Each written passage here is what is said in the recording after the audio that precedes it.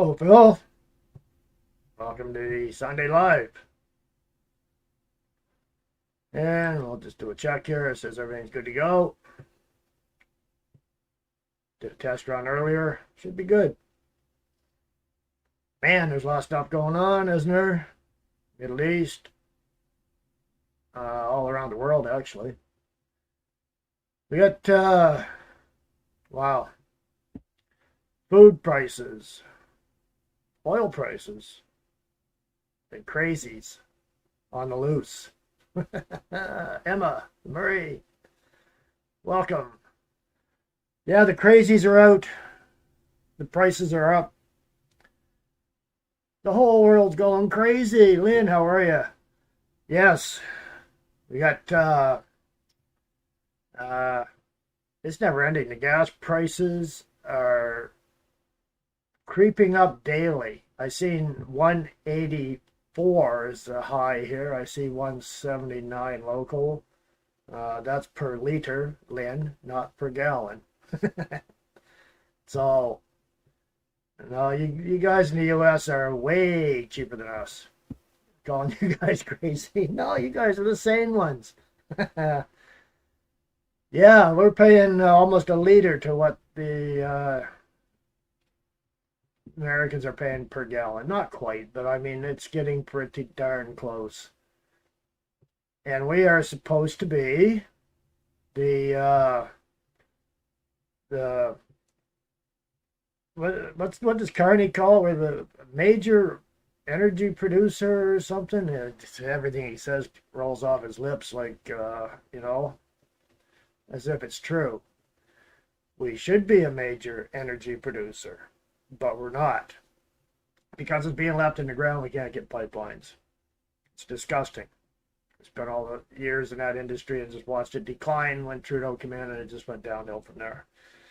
And Carney's in to finish it off, right? To put the country out of its agony, just to shut it down. We had 339 here this morning. See, that's cheaper than a liter of, like, for that's half the price of Canada, put it that way, roughly. So, Bog Katie and Aria Medeiros. Hello, welcome. So, might as well get right into it here. Nobody checks what he says. No, there's no. You can pretty much guarantee it's all BS, anyways. So it's. I mean, there's some fact checkers online, quite a few, but the media won't touch it, of course. So now I'm going to switch over here and just going to bring up a quick little video. It's a TikTok, so it's not very long. I'll open that up. We'll take a look at that and see what she has to say. And this is I don't know what it is, what news media. Anyways, here we go. Well, it is a troubling new survey on how the rising cost of groceries is impacting Canadians.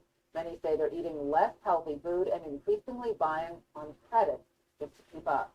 CTV Kimberly Fowler is in the studio with those details, Kimberly. Well, Patricia, while many of the people I spoke with today say they haven't had to skip meals or make drastic changes to their budget, all of them said they've changed how and where they spend their money over the past year because of the rising cost of groceries. We're going to make some lasagna. Gail Barrett is finishing up a grocery run for the day at this local Walmart. Onions for aromatic? This is her last stop after shopping at Costco earlier in the day, getting food for her family. Proper nutrition is important, but we're cutting back in other areas, right? To make sure that we can afford the groceries. I just kind of go to the spots that I know generally have good prices and buy what I can buy. With rising grocery prices, some Canadians are consciously making hard choices to save money. If it's not on sale, we're not buying it. Like Fresco and like Walmart are like the places to go, I find. And like if you go to Farm Boy or like anywhere else, it's just like a pain. A new survey from debt relief firm Spergel finds in the past 6 months, just over 60% of respondents say they skip meals or reduce their portions. More than half say they use credit cards, loans, or lines of credit to pay for groceries. And about 40% say they delayed paying a bill to buy groceries. The survey also finds many are purchasing less meats or proteins and cutting back on fruits and vegetables. The price of a container of strawberries is like $14 now compared to what it used to be. Even buying baby food, baby formula, I mean, it's tripled the price over the past few years. Experts say the affordability crisis is leading to more Canadians going into debt and relying on credit to make everyday purchases. They can't afford to pay the credit cards because the credit card interest rates are so high. We see a lot of times we go over the budget with them. It's sad to see that their food budget is limited, and we know they're not living on that. Toman says, look at your budget, and if you're struggling financially, don't be afraid to ask for help. I always suggest they reach out to their community, if their churches, their community resources, the food bank, if they can. Also buy in bulk. Watch for the sales, clip your coupons because that does help. I know it's a lot of work, but it's doable. And while coping strategies like clipping coupons or price matching can help relieve some of the pressure of buying everyday essentials, the report warns that when households rely on credits or juggling bills to buy food, they can create a cycle of growing debt and financial stress. Patricia. Thank you, Kimberly Fowler, live for us tonight. Thank you. Yeah, so like I say, things are getting very pricey. There is this app. It's called Flash Food. I think I might have mentioned that before. And I'll show you. It's an app on my phone, but it'll send you daily notifications, and it'll give you prices on things of specials. They're usually day before, stuff like that. Those are just mixed produce for $5 a box. That's before April 1st, so you better be making a stew or something real quick. I see this one's even got a banana in there, and you know how long bananas last. So it's but there's lots of stuff that will come up, and it's all best before, right? It's all coming up. It's like for dinner tonight type of thing, right? So there are things out there coming up now. You just push in enter your city or postal code or whatever, and then it will give you those grocery stores and the specials, the daily specials they have on. So we just got to do what we got to do, right? And I've got, here we go. Okay, so the Gulf, it's not really the Gulf War, it's Iran, U.S., and Israel, but it's still going strong. And while it's still going, there's going to be, we'll be dealing with repercussions. Now, there's no reason why, or there shouldn't be any reason why, rather, that Canada is going to suffer because Carney says we're an energy superpower. We just can't get it to market. We can't get it across the country because Quebec and Justin Trudeau wouldn't let the West-East pipeline be approved. And the East Coast gets the oil mainly, I believe it's Africa and maybe Saudi Arabia, which I think now is pumping oil out through the Red Sea, but it won't make it here. So with the new carbon taxes and the continuation of the plan to destroy the country, it's working quite well for the Liberals, except for Michael Maw, that kind of threw a monkey wrench into their whole scheme the other day by saying that forced labor in China, what forced labor in China? There's no such thing. Well, that blew up in their face, as well it should. So I think it's the beginning of the end, hopefully, for this Liberal cabal. But unfortunately, they're getting the censorship bills through and everything pushed through that they want. They don't need the NDP because the NDP voters supported the Liberals. But not for much longer because they got a crazy now that won the Liberal leadership, and all the loonies in that in that place, that party rather, are going to enjoy being all together again. So it's I think there's a little bit of bright future coming up here for hopefully for us. Maybe we're going to turn the corner. It might take a year, but or so, but we will. We'll get through it. We've been through 2 Trudeaus, some bad ones in between. Now, the UK has got it pretty rough. I guess their prices are just insane. So, let's take a look at the UK here. Here's a quick little video on, I think it's TikTok, on the UK. What's going on there? See what you think of this one.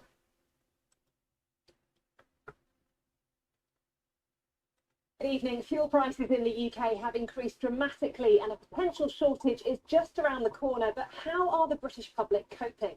We sent our reporters around the country to find out more. Getting some fuel today, sir? Yes, this petrol station is the cheapest in the country. That's why I've driven 200 miles to get here, so I can get a full tank for £3 less. What do you think about the fuel prices? I got a full tank for 40 quid the other day, so I was quite happy with that. It was for my lawnmower, but I'm trying to stay positive. What do you think of the petrol prices? Doesn't bother me. It doesn't cost me anything to fill my car up. Oh, is it electric? No, it's petrol, but I just drive off without paying. How have you been affected by the petrol prices going up? I haven't been affected at all. I only ever put £20 in, so it's still costing me the same. What have you got to say to the British public who are sat at home right now and might be worried about the current fuel prices? Well, if they took net zero seriously and bought an electric car like I've been telling them to, they wouldn't have a problem, would they? How have you been affected by fuel prices? I've stopped selling Coke and pills and I'm just dealing red diesel now instead. Bigger profit margins. What's your views on the fuel shortage? I'm happy, but I'm just annoyed that it took a war to stop oil and not my friend gluing themselves to a road or throwing soup at a paint. A little humor to get things started. We have to laugh at times, right? Times get tough. Sometimes you just gotta have a chuckle to deal with it. Now, speaking of the Crazies, the NDP did select their leader. While they were in the process, of course I couldn't watch it because it was just too insane. But there's some clips. Now this one here, I'm not sure.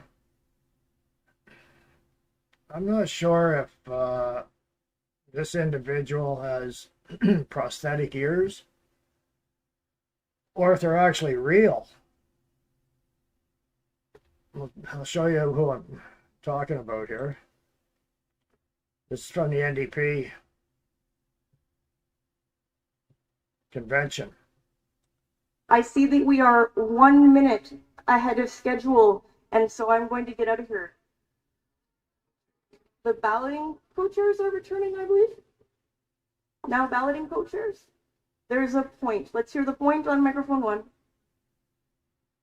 I'm sorry, just real quick, point of personal privilege. I understand there's very little time and for delegates to speak, but early on the mic, it's hard as a racialized and transgender delegate to sometimes use this card and speak up, speak to somebody in front of me in line and ask, hey, this pertains to multiple intersecting parts of my lived experience. I'd like to speak. I was rejected when I talked, and it's frustrating when these are my rights being directly under attack right now in Alberta, and that a cisgender woman. I like to go in the hat and the beard peeking around there, wondering when it's his turn to speak. Had spoken over me, and I understand her rights are important too. This pertains to her too, but I don't know. I hope that in the future the federal NDP will also have a broader interpretation of the equity cards for speakers. That's all. Thank you. I will invite delegates to assist me in better using the card by forming a straight line behind the microphone. With a prominently displayed equity card, if I see speakers ahead of you who are not holding a card prominently, it would be wrong of me to guess about their gender identity, and I will come to you. This applies so far, according to your rules, for gender identities other than a dude, but it is open to us to change our rules as we like as we move forward into the bright and golden future. Thank you, friends. Let's hear the balloting co-chairs.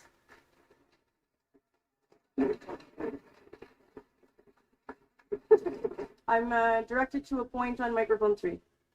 Point of information, I'm not sure if it's appropriate for me to bring a point of privilege around an emergent issue with some job loss in my workplace. If it is impairing your ability to participate in the meeting, it is a correct point of privilege. If you'd like an announcement to be made from the stage, we can arrange for that, and then the delegates can hear it from here. Not right now. So, okay, bring it to you. Bring it to me. Thank you. We'll find a way. Good? Okay. Well, folks, that's our next political party. Gaining strength. All the crazies got to gather somewhere. They need a place to go. Unfortunately, they're in Canada. We got another NDPer, Dipper. I'll put this one up here. No, I'm not sure. You got to be really careful. You can't misgender, but if you can't tell the difference, it's pretty hard unless they give you the pronouns, right? It's a point of, Go ahead. it's got point of privilege. The microphones seem really low today. It's hard to hear everyone at the mic. Between the background noise and the volume in here with the microphones, it's really hard to hear. And the closed captioning also is slower to make it hard to keep up with what's going on. Thank you, delegate. I have a hearing impairment and I'm struggling to hear the delegates, and I know that you are too. Let's have some order. We'll hear from the delegate on microphone 1, please. How is that one got a hearing impairment? Are they prosthetics or what? I did want to bring attention to the fact that my fellow delegate is giving the gender parity card. Let's take the microphone to that delegate. We'll hear from them right now.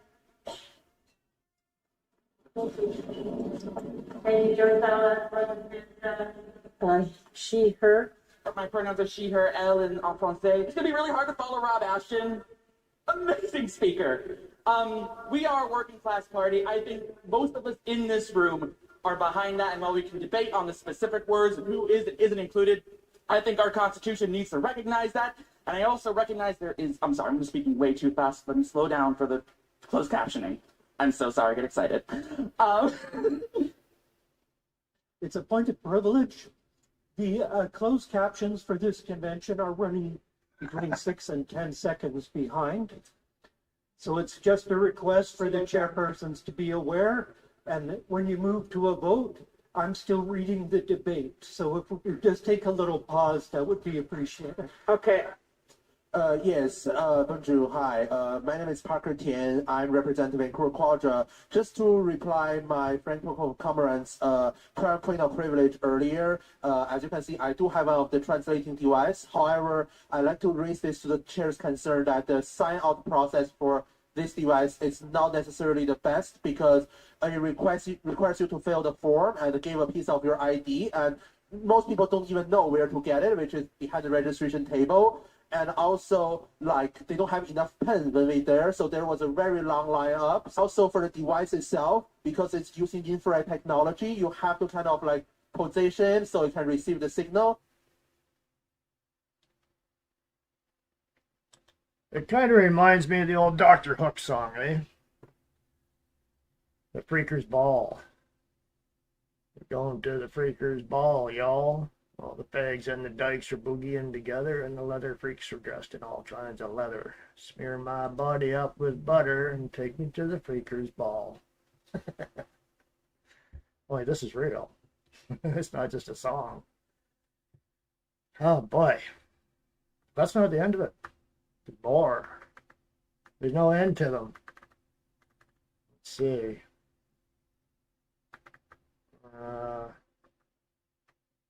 Okay, we got another weirdo. They all need a place to gather and go, and it's the NDP party. Thank God there's a party plan. I wouldn't want them influencing any of the other parties. Okay, here we go. Burnaby North Seymour, pronouns he, him. Point of information. What information do you seek, delegate? Can I ask an election about, or can I ask a question about executive elections to the chair? As I understand it, what more election results we have are going to be announced at the end of the day. I have a point of information for the elections committee.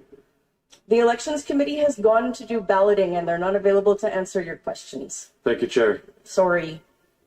Microphone 4, are you on a point? Point of order, Robert Alley, he, they. My understanding as an equity-seeking delegate is that these cards are to help the chair hear equity-seeking persons and that we don't only hear from white male delegates. Now, this is my first convention, but so I could be wrong, but the reason for my concern is that yesterday during the housing resolution, after a white man spoke, someone at this mic waved their equity card only to give their speaking spot to a white man. Now that white man being a leadership delegate notwithstanding, I had lined up for a long time to discuss the housing resolution, like many others, including my fellow delegate, Akua. I just want us as a body to understand the spirit of these cards, because we are a party governed by processes and not by any sort of shock doctrine. Like I said before, it's my first convention, but I can tell tensions are high with the leadership contest, and I just want us to make sure that we remember our values that brought us here. Thank you very much. Merci beaucoup. So, hopefully, the Looney Tunes will take some votes away from the communists. Kind of hard to tell the difference, though, isn't it, between the loonies and the commies? That's Canada. This is not good. So, anyways, that was just a peek at the NDP convention. And Abby, I think it's Lewis, won the leadership, and he wants government-run grocery stores, government-run internet, government-run banks. So you see where the communist liberals and the wacko NDP kind of blend together a little bit there. So this is the state of affairs in this country. How did we get here? Social justice and weirdo leaders like Justin Trudeau. And now Mark Carney. See, Mark Carney flew to Boston for the weekend. Took the government jet and his security team and flew to Boston to see his daughter. And then he'll fly back. What's that going to cost us? Is that going to hit the news? No, of course not. So, anyways, that's kind of where we're at. Now we can go back and look at the food bank situation. And this was in Moose Jaw, Saskatchewan. There really shouldn't be a food bank issue, you wouldn't think, in Moose Jaw or Alberta, but there sure is. Anyways, this is another quick one, 2 minutes. Knowing that we're reducing services where they're needed most is difficult. Over the last month, we have served just over 2,000 unique individuals. But if we were to put that into perspective, we are now seeing about 1,000 visits each month at the food bank. A third of those are children, which is really heartbreaking. And every month we're seeing about 50 new households sign up for our services, which is record-breaking. It's a 150% increase over the past 4 years. We're not seeing donations keeping up. We're not seeing supports from Government's keeping up, actually quite the opposite. 2026, the government announced a cut to funding for food banks. And so that's kind of backwards math in my thinking. When numbers are going up the way they are and then funding is being cut, it just puts pressure on organizations like us. And the reality is we're not sustainable. Our clients are aware, they're concerned, as are we. Many reached out to us asking what are they supposed to do. And it's heartbreaking for us because this is a passion for all of the staff and volunteers that work here, and we don't have a good answer for the people who need us. Yeah, it does affect a lot because a lot of people can't get much food. Going in twice a month and then coming now, they have to come in once. Well, it's unfortunate that they had to cut back, but our supply is low. I know in our community there's many people that need extra. We've just been so blessed with so many giving people. And I just hope that those donations continue to come in and our food bank will be able to keep open. Unfortunately, food banks are often the last stop resort for people who are struggling. We need to see changes. We need to see things happen in communities where food banks aren't the last resort, but right now this is currently it for people. A Band-Aid solution is more funding, more donations, but real change is going to require systemic change at government levels. Knowing that we're reducing service. Yeah, Emma, I'm going to tell you something that didn't shock me really, but in a way, I'm going to say it did a little bit. What happened was I seen, like, look, when the Syrians started coming in mass, en masse, with Justin Trudeau flooding the country, right? Costco, all of a sudden, in their coolers appeared a full half of a lamb hanging there, which was halal. Well, then it spread. The halal section got bigger. Now, for a shocker, and I don't know why or how, what the reasoning is, the latest product, halal product, certified, is maple syrup. What's going on? Have they got an imam blessing the maple trees? Or just the syrup? Or what the heck? Why does maple syrup have to be halal? And everybody says, oh, they can't get much more Canadian than maple syrup. Well, the government destroyed that too, didn't they? They're on a mission, and it's against us. They don't want anything original Canadian left. They want to just trash it. This is something that we need in Canada. This young gal here, and apparently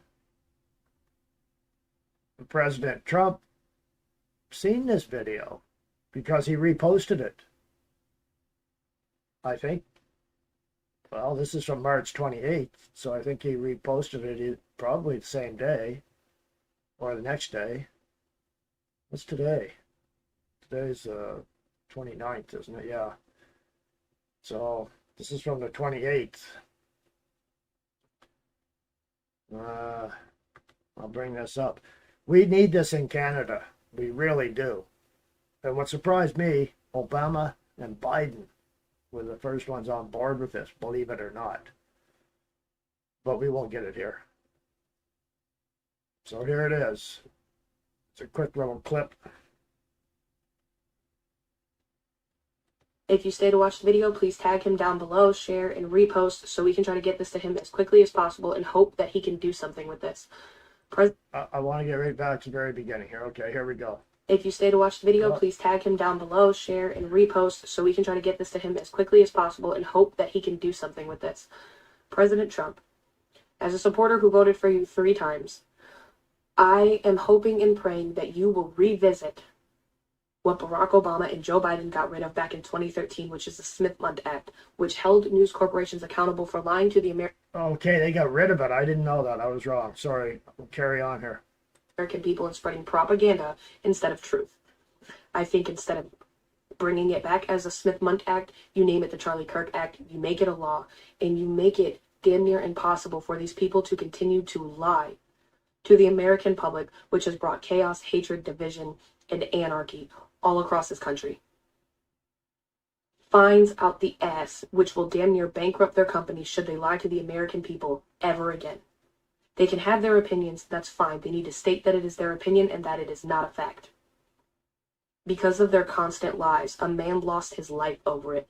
Because of the constant hateful rhetoric of calling him a fascist and a Nazi and a white supremacist and a bigot, the same thing that they called you, this man is dead. I think this would be a great legacy for him to have a law named after him to force journalists to finally start telling the truth and having the integrity that they have lacked for over a decade. I hope that this gets to you. I hope that you think about it and that you pass it into law. Because we are on a dangerous path right now with the constant lies and the propaganda. And that doesn't end just at news journalists. It needs to go to content creators who consistently spread lies and propaganda and half-truths across the internet. This needs to end. And people need to start being held accountable for baseless claims over absolute abysmal things. It needs to end.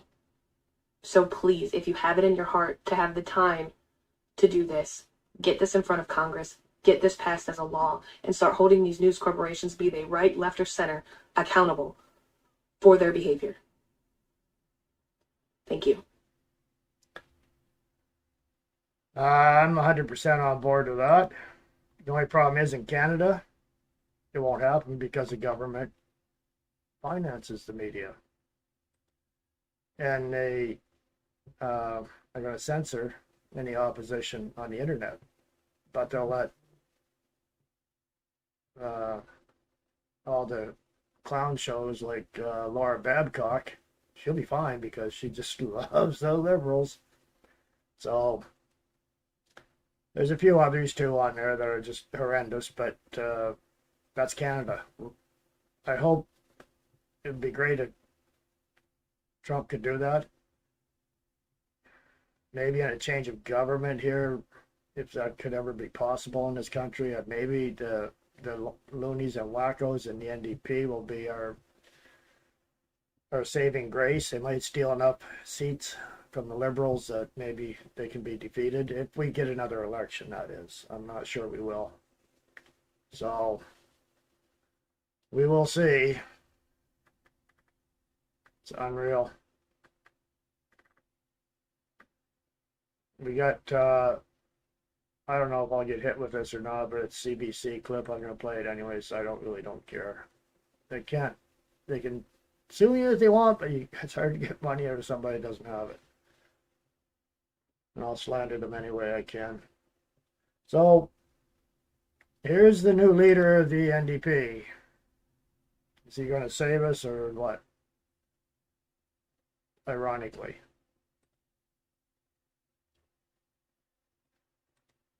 But it is time for us to move beyond the boom and bust, destabilized cycle of fossil fuels, and everybody knows it. Just this week in the UK, they passed new rules that every new home build needs to have a heat pump and solar panels as a direct result to the oil shock that we are living right now. Countries around the world are moving to a safer, calmer, more secure, and more stable economy, which is one beyond oil and gas. No one ever bombed a factory full of sunlight, JP. No one's ever gone to war over the wind. We need to have a more secure and stable future, and everyone on Earth knows what that looks like, but it is time for us to move beyond the boom and bust, destabilized cycle of fossil fuels, and everybody knows it. So that's the nut job there. And he says, solar panels, every house should have solar panels. Okay, so in the wintertime when they're covered in freezing rain and snow, and it's not going to work too good. And I'm sure the neighborhoods would just be real happy, these dense neighborhoods, if everybody had windmills up there buzzing around, dead birds flying around through the air, and broken blades flying off the windmills and the extreme winds we get in the wintertime. And They're idiots, complete idiots. So, nature, then you're right. Nature doesn't like solar panels, especially here with our winters. But no, Abby's got it all figured out.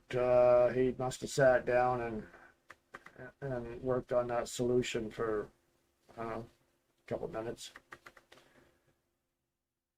What else have I got here? The U.S. is a little bit ahead of us on the loony train, but we're sure catching up. We had this guy, speaking of Islam,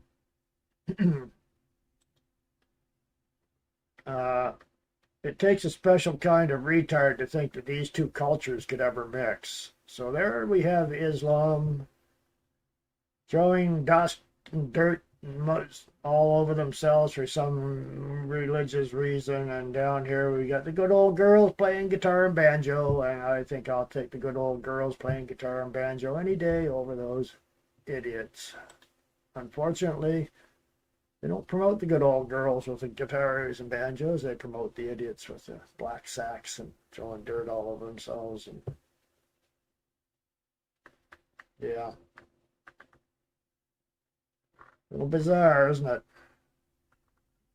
We had also, this one here has hit the news. The No Kings protests in the U.S.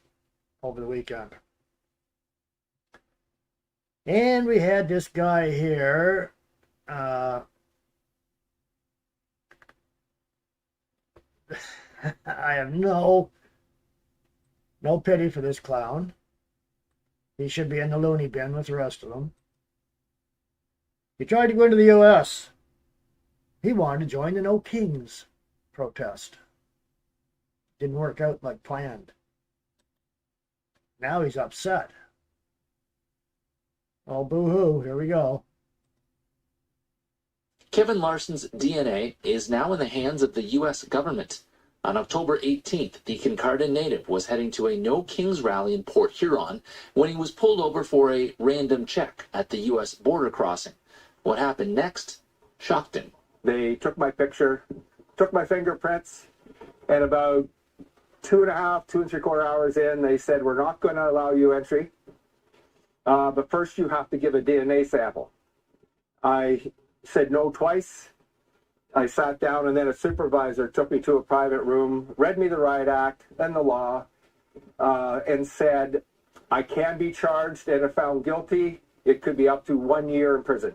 The retired health physicist knew he wasn't a criminal and didn't want to go to jail, so he gave the border guards what they wanted, his DNA. I did say yes because I had heard that if you push back at the border, you can end up with a 5-year ban on going into the States. And I have a cousin in Georgia that we visit regularly, so I submitted to a DNA check. Larson has no criminal background and says he was carrying nothing but a Canadian flag to the No Kings rally in Port Huron. 3,000 such rallies were held last year across the U.S. At the very end, I talked to the main officers dealing with. So I said, cut to the chase. What's the main reason I'm not being allowed admission? And he said, it was the purpose of your visit, sir. They somehow saw a Canadian with a flag as a threat to their country, and I don't get it. 2 U.S. Congress members have taken up Larson's case, asking U.S. lawmakers why he was detained and what the DNA is being used for. Now, there's supposed to be another No Kings rally happening in Port Huron this weekend. Larson isn't going to risk trying to cross the border again, so he's going to hold his own No Kings rally here in Grey Bruce. The purpose of that rally is let people in the States know they have friends. We're not calling for regime change. A month after being forced to give up his DNA at the U.S. border, Larson actually attempted to cross the border again to visit family, this time successfully. I was there for an hour. They looked at my phone. They reviewed the records, but they did let us go in. In Kincardine, Scott Miller, CTV News. So you see,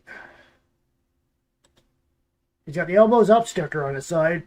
That's facing the customs officer when he pulls up. Is that just a slap in the face? Or he's just tired? He's just a retard. And he's got no business joining in a protest against the U.S. government on U.S. soil. I'm surprised they let him in. I didn't realize, I didn't watch that at all. I didn't realize that that was from a previous attempt. And this time they actually let the clown across. I'm telling you, what we're going through here is just both countries. It's just insane. Some of the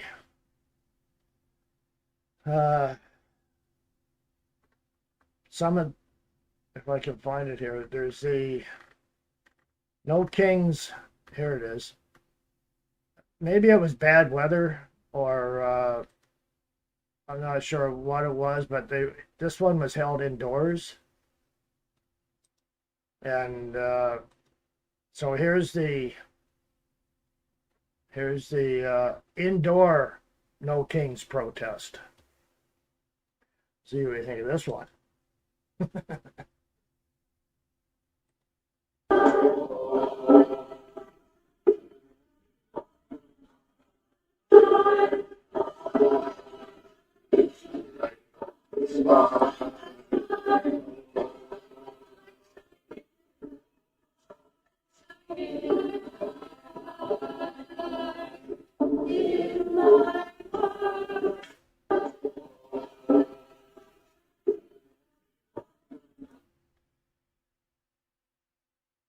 See what I mean? I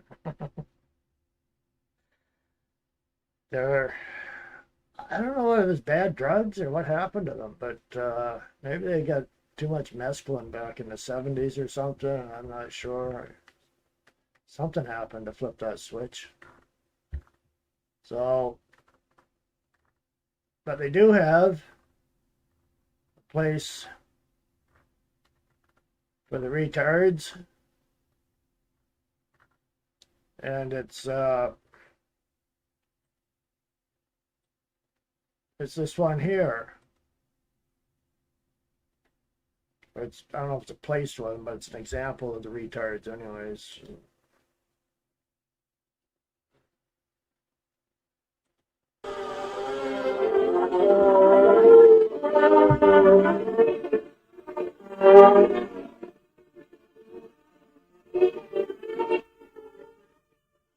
Usually, the mentally retarded are divided into classifications: the educable, the trainable, and the custodial.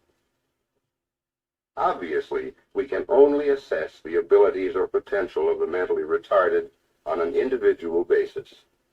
Seemingly random motions and movements are fairly common among the custodial retarded, and they may take many forms. Sometimes there are motions which seem to have no meaning whatever, and may even cause unintentional, self-inflicted injuries. The vast majority of the mentally retarded are intelligent enough that they can be taught a great many things. However, there's a wide range of ability, even among those considered educable. And their ability to learn obviously varies according to their level of intelligence. Equally important is a stimulating environment. However, we must remember to set realistic standards that are not too high for the individual. Many of the trainable retarded can learn to take certain kinds of household responsibilities, some of which may be more complex than they are usually given credit for. It would be wrong to expect a mentally retarded person to become a master craftsman. The standards are too high. But even in the skilled trades, for example, the mentally retarded can be trained to become valuable assistants. Who are the mentally retarded? They are people. They come in both sexes and in all sizes, shapes, creeds, and colors. Wherever people live, there also live the mentally retarded.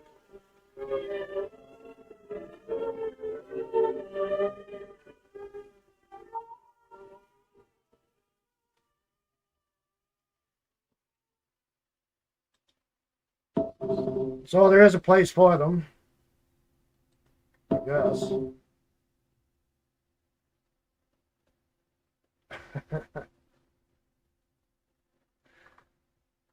Oh boy. We had, what else was it I came across here? Let me see.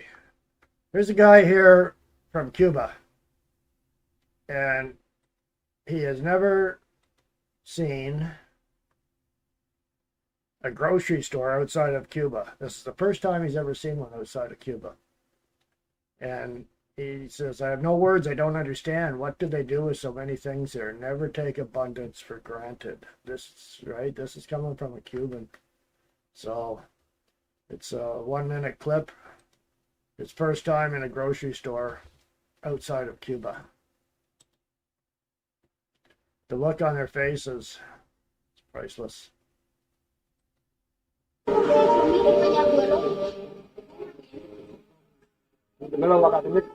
Mira los aguacates y los melones. No, para que vean los ajos y la cebolla. Y las papas.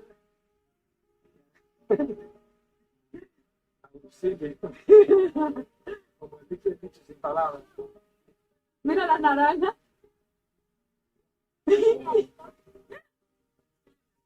Mira las manzanas, ¿ves?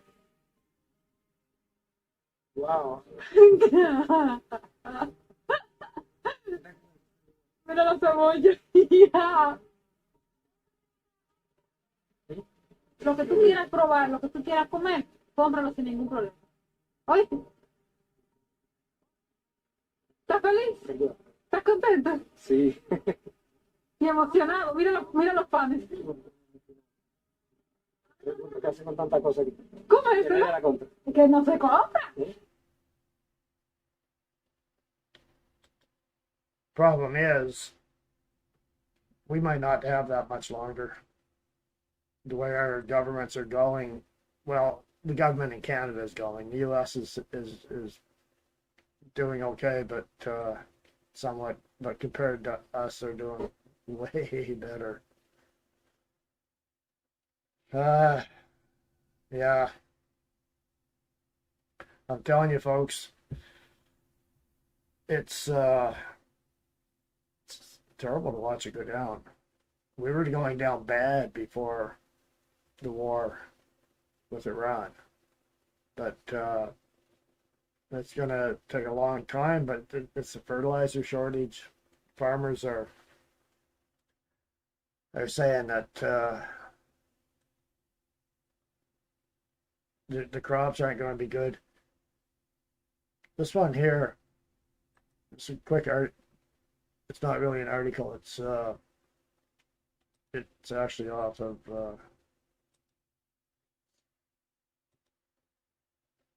it's an AI overview. And what it says, as of March 29th, 2026, Canadians are facing significant cost of living increases, with fuel prices surging and food prices projected to rise 4% to 6% annually. New Brunswick gasoline prices reached 183.8 cents a liter, while diesel jumped, raising transport costs. 2026 report forecasts an average family of four will spend nearly $1,000 more on groceries. That's per year. But it goes on to say, for New Brunswick, that as of March 29th, 2026, regular self-serve gasoline increased by 5.6 cents to a maximum of 183.8 per liter. Diesel rose 13.6 cents, causing a massive surge in transport costs. National impact, Reuters reports that despite previous dips, renewed fuel cost increases are expected to pass through to consumer goods. And there's supply concerns, with tensions in the Middle East are impacting the fertilizer supply, driving up diesel costs for farmers. Overall increase for 2026, 4 to 6% increase. I think it's going to be higher than that probably if this carries on. Family impact, $17,571 for a family of four, increase roughly $994, might as well say $1,000. Key drivers, meat and poultry prices are expected to lead the increases in 2026. Regional variations, Alberta, New Brunswick, Nova Scotia, Ontario, and Quebec are expected to see food prices rise above the national average. And climate change. Of course, continued severe droughts and wildfires affect crop yields and livestock feed. I'm not disputing that. I'm disputing man-made climate change. Geopolitics, international conflicts, such as those impacting the Strait of Hormuz, are limiting fertilizer shipments. Supply chain inflation, higher transportation expenses are inflating costs for goods. Now, let's see, it was Saturday, I believe. I got in again. You can tell I got time on my hands when I argue with a computer, Grok. So I get into it with Grok, and I don't know if I can find it or not. Now I'll go to history, chats.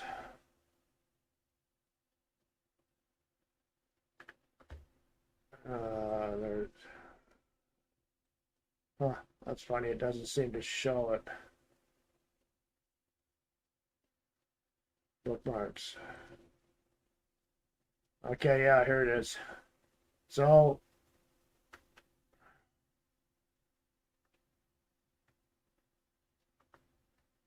I'll go here. See if I can bring this up. I've never done this before. Okay. So I get into it with Grok. I started with the immigration. For the targets for 2026. And they're saying, well, Grok says, well, it stabilized, permanent resident admissions, significantly reducing temporary resident inflows. I really don't believe that, but I think the numbers are being fudged, of course. PR targets, permanent residents, 380,000 new permanent residents in 2026 and 2027 and 2028. We do not need this.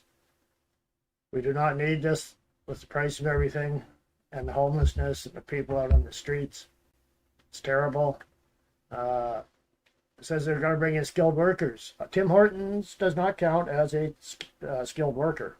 They're not bringing in welders and pipe fitters and carpenters and trades and truck. Well, they're bringing in truck drivers, but they're not licensed and they're causing chaos on our highways. Refugees, protected persons, are there 56,200, but they're fake refugees, a lot of them, so that they don't count either. French-speaking admissions outside Quebec, I don't know why that's a priority, but it seems to be for the federal government. Target of 9% is 30,000 for some reason to plant them across the country. I don't know why. I guess some will come into New Brunswick. It's the only bilingual province, thanks to Louis Robichaud when he became premier many years ago. Then there's the temporary worker targets and all this. Well, this carries on. This is a long one. I'm just going to get off of this because I get into other issues with Grok.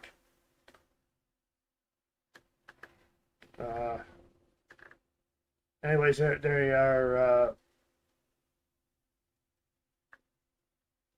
It says they're trying to bring in attraction for talent, healthcare, trades, and tech. Well, that's not what's coming in. And francophone immigration outside Quebec. Why is that a priority? It's crazy. Food insecurity for 2026 is what I jumped onto next with them.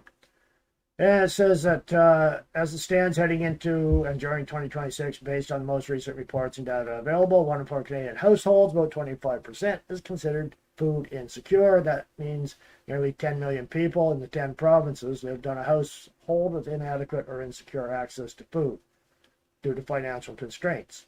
Yeah, we're broke. This includes a moderate and severe levels, maybe 1 in 5, could be 20%.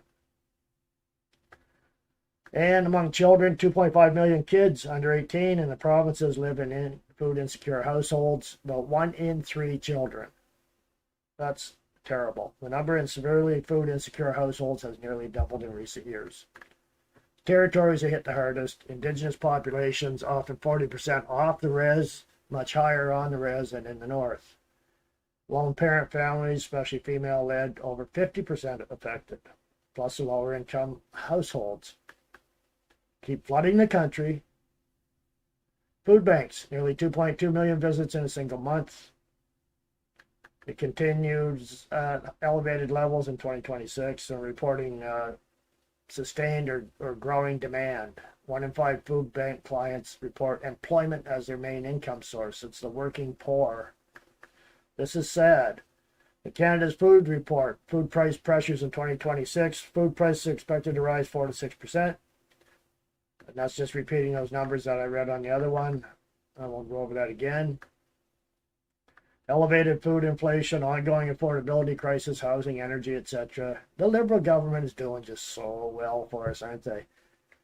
Trade uncertainties, past U.S. tariffs affecting supply chains, labor market pressures, uneven income growth. I'm just going to stop here for a second and say, if we were trading with the U.S. and didn't have those stupid elbows up in the air and being idiots, instead of trying to bring stuff in from over in Europe and Asia, I'm talking food products, that would help a lot, because it'd be a ready supply, and it'd be a lot cheaper to ship. But no, Carney's going to try to play tough so he can finish off the country that Trudeau didn't quite get the job done. Northern and remote communities face higher rates.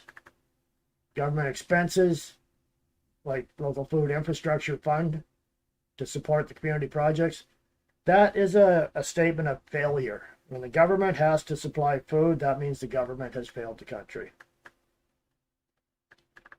So then I went on to say immigration, refugee, asylum impact on food security, shortages, and prices. As a balanced review of the immigration, refugees, asylum seekers on food insecurity and food shortages. And it says newcomers and recent immigrants face disproportionately higher rates of food insecurity, especially in the first few years of arrival. So they're importing hungry people. That is not a bonus or anything good for the country. That is a detriment.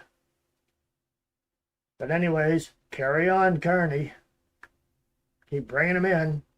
Barriers to employment, language, credential recognition, job market entry, ineligibility, of lack of awareness of benefits. They can't speak the language, a lot of them. They should have to at least speak one of the 2 languages. Let them speak French and go to Quebec. Refugees and asylum seekers. These groups are overrepresented among food bank users.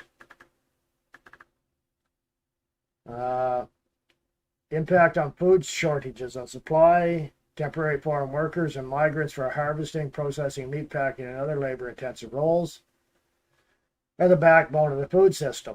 Changes to the program, 10% cap on low-wage workers, raised alarms about labor shortages. So that was a big article. I'm going to move on down there. I asked how much financial aid to newcomers from the government. They don't get any direct cash payments, it says here. They're federally funded settlement services. They're non-cash programs like language classes, job help, and orientation. Direct financial aid, none. No special cash payments or income support. I don't know about that. They're living in hotels, a lot of them. And they got doing pretty good walking around. They don't have their pockets turned inside out. They got some cash in their pockets. They're not working. Settlement services, what I'm getting at is Grok, or AI rather, generally leans left. I've fought with this before. April 1st, economic permanent residents can access these services for a limited time, up to 6 years. And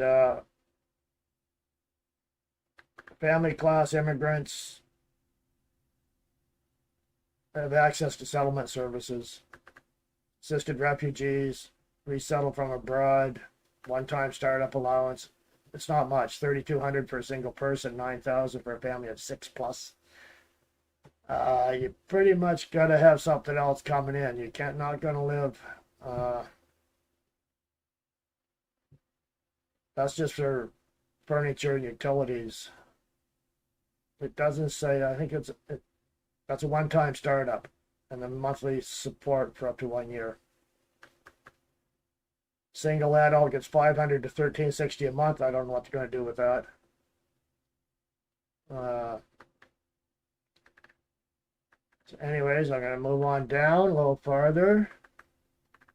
My next question. What is the purchasing value of the Canadian dollar today compared to 2015? Domestic purchasing power. What $1 Canadian buys in goods and services in Canada? It has eroded. Inflation has eroded it. Inflation? What inflation? That's what Carney says. Canada's doing the best it ever has in decades. Another lie coming off, rolling off his lips. $100 Canadian 2015 has the same purchasing power as approximately, it costs $130 to $131 now in 2026. Canadian dollar buys about 76 to 77% of what it bought in 2015. That's the Trudeau hangover. So inflation over that period is 30 to 31% based on StatsCan data. Everyday items that cost $100 in 2015 now cost about $130 to $131 on average. Food prices alone, a major driver of recent insecurity, have risen more sharply in some categories. International power. Canada versus the US dollar. In 2015, average exchange rate, 1 Canadian dollar is 78 cents US, roughly 78 to 79 US cents. Current rate, 1 Canadian dollar, 72 to 73 cents. Result, Canadian dollar today buys about 8 to 9% less in US dollars than it did in 2015.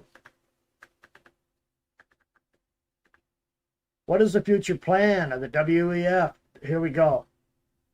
What is the future plan of the WEF, New World Order, the UN, for private ownership, population control, and freedom of movement, free speech, and I misspelled that, and national identity?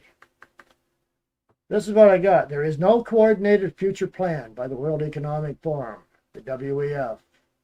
I find that awful hard to believe. A supposed New World Order and United Nations to eliminate private ownership. Oh, well, I dispute that, especially right now with the land grab in BC and the gun grab in Canada. That's private ownership. Enforce population control. Well, it's time for replacement, actually. Restrict freedom of movement or speech or erase national identity. Well, they've erased. Trudeau said Canada's got no core identity. Movement or speech are censoring us as hard as they can get away with right now. These ideas stem largely from conspiracy theories that misinterpret or exaggerate public documents, speeches, and speculative essays. Below is a factual breakdown based on the organization's own official statements and agendas as of early 2026. What about eating the bugs? What about New World Order? It's not a real organization or official plan. It is a long-standing conspiracy theory claiming a secret elite cabal aims to create a totalitarian one-world government. No such entity exists with ties to WEF or UN. The term is often used to frame legitimate international cooperation or on climate or trade as a sinister plot. Fact checks from Reuters, BBC, and others consistently label these narratives as unfounded or distorted. I'm surprised they didn't put CBC in there with Reuters and BBC. Neither the WEF nor the UN advocates abolishing private property. The viral phrase, "You'll own nothing and be happy," comes from a 2016 speculative essay. It comes from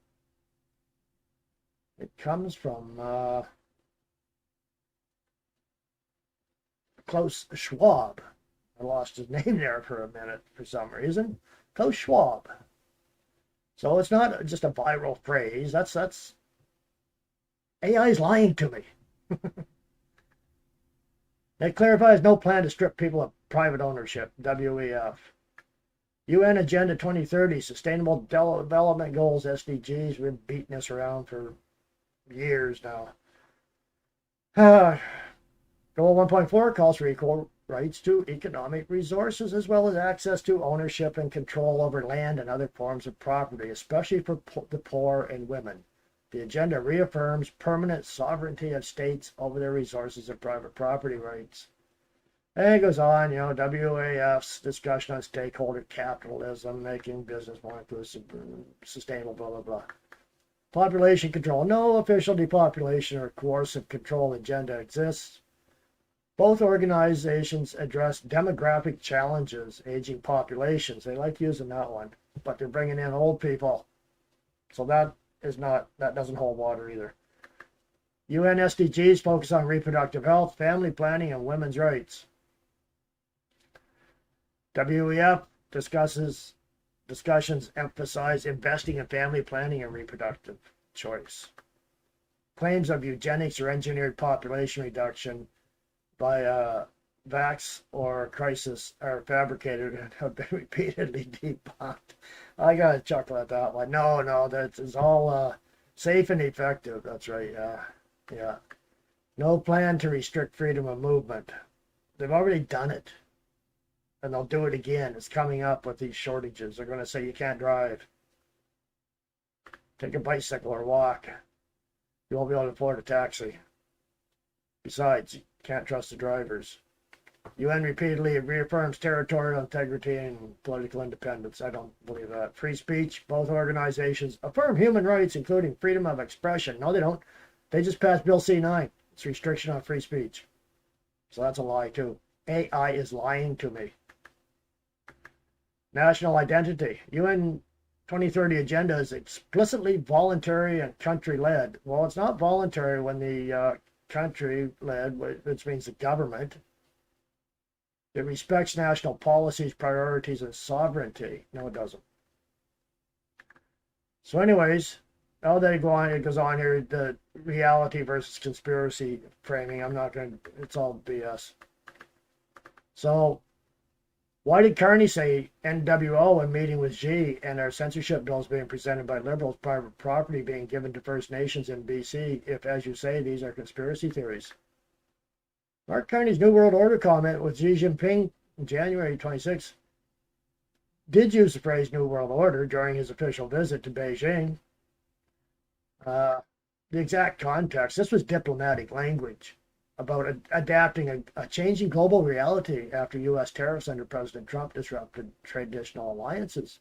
Carney described a shift away from the post-World War II U.S.-led multilateral system, IMF, WTO, etc., toward more flexible coalitions of like-minded countries on trade, finance, climate, and digital rules. He explicitly said the old rules-based order had become eroded and that countries like Canada need to deal with it, or deal with the world as it is, not as we wish it. Yeah, I heard that.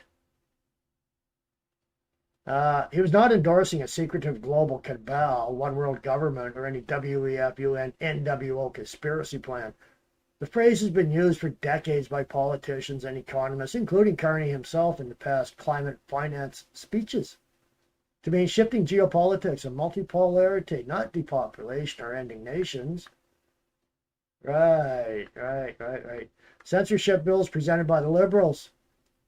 They tried to pass the online harms legislation on child abuse material, non-consensual intimate images, terrorist content, hate speech. The main bill, Bill C-63, in 2024 died on the paper order, blah, blah, blah.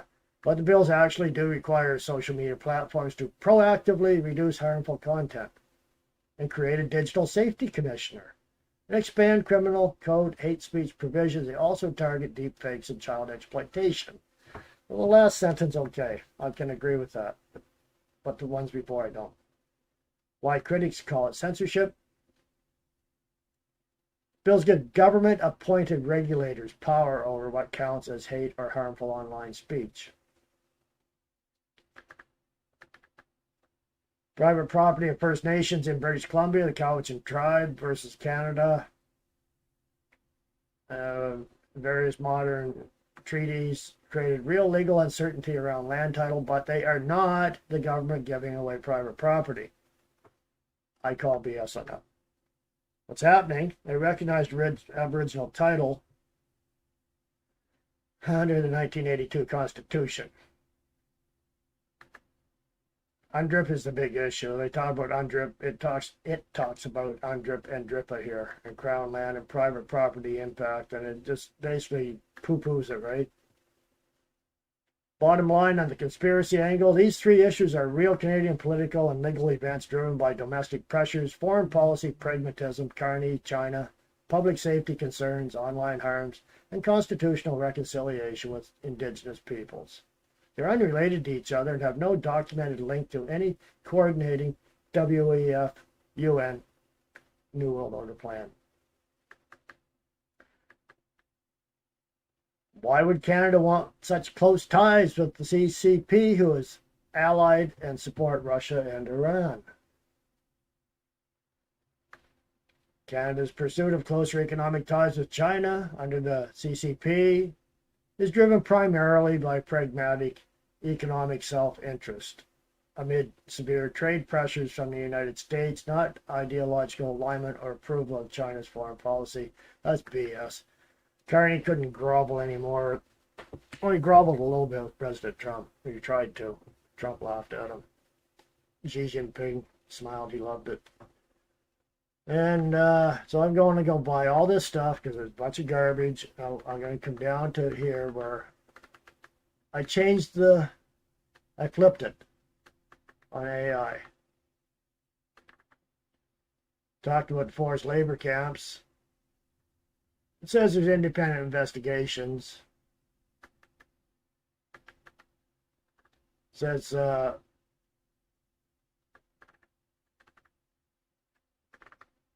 goes into that. I want to get down here towards the last one. We have the most secretive government in recent history, and I don't believe it has anything to do with trade deals, and appears to be very corrupt and dismissive of any opposition while avoiding questions from media. How about a reply from the opposition's perspective rather than the government's? Here's the opposition perspective, primarily from Pierre Poilievre and the Conservative Party of Canada as the official opposition in 2026, based on public statements, House of Commons responses. Conservatives frame the current government as increasingly arrogant, secretive, ethically compromised, and dismissive of accountability, not just pragmatic on trade. Right. On secrecy, conservatives argue Carney Liberals are deliberately hiding information and avoiding scrutiny. Well, they are. Shortening retention periods for internal government chats, only 15 days, and emails for 30 days, is seen as destroying records to evade future access to information requests to cover tracks. I'd say it's destroying evidence is what it is. Carney and ministers frequently skip or limit media availabilities, wave off tough questions with phrases like "who cares" or call topics boring, and claim they already face enough scrutiny from Parliament. They don't need aggressive media questioning. Poilievre and the Conservative MPs accused the government of operating with a license to say no to unfavorable questions and treating the media and public as nuisances rather than stakeholders. They contrast this with promises Carney made to be more transparent and different from the Trudeau era, calling it a continuation or worsening of liberal contempt for accountability. Perceived corruption and conflicts of interest. Go to the Moose chart, you'll see it. Carney's personal financial interests, Brookfield and related entities are said to benefit from government policies on energy, critical minerals, EVs, and infrastructure. He uses ethics screens or loopholes that don't cover hundreds of affiliated companies. Laying groundwork for corruption. Excessive self-confidence from Carney, I know best. Risking abuse by future leaders. Conservatives pledge to ban politicians from decisions where they stand to gain personally. The China deal, forced labor and spyware. Poilievre warns that China cannot replace the United States as Canada's primary partner. He calls Carney-Xi new strategy partnership a dangerous permanent rupture with our closest neighbor and ally in favor of a regime that kidnaps Canadian citizens, the two Michaels, steals technology, interferes in Canadian elections and sets up illegal police stations, uses trade as a weapon of diplomatic coercion, forced labor. Served as a highlight, Liberal MP Michael Ma, a recent floor crosser who joined Carney's China trip, questioning evidence of forced labor as hearsay. Spyware security list, the spy cars, overall, the deal is accused of being driven by desperation from U.S. tariff pressures. That's BS.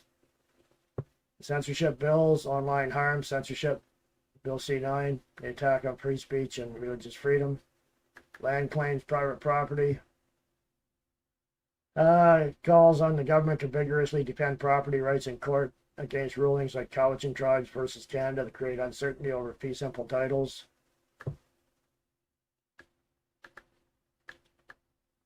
A weakness with CCP, the Conservatives portray the Carney government as dismissive opposition. They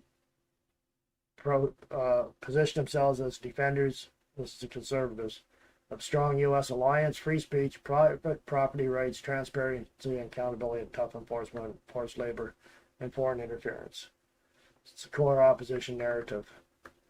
So you can flip it, and you get an entirely different answer. So AI is, it leans left. It really does. I've said that before, and you've got to be careful with it. I mean, I know that you folks on here can think for yourselves. I use AI for things like I was having trouble with my live streams. I used AI to find out what the issue was. That's what it's good for, stuff like that. A lot of, I think, mechanics are using it now to troubleshoot vehicles. So it's good for that. It's got its uses. But when it comes into the political spectrum, very, very untrustworthy. You have to be very careful about how you ask your question. So anyways, folks, thank you so much for joining in. The last bit was a bit long, but I just wanted to show you that example of how AI can contort things. And it's programmed, it looks like, to lean left. So, just a heads up on that. Other than that, we got a week ahead of us. Again, gas prices are going to keep going up, food's going to keep going up. If you can buy anything in advance, it's probably a good time to do it. So, I will say, once again, thank you very much for joining in. It's always great to see you all on here, and we'll do it again next week, okay? See what I come up with. So, bye for now. God bless.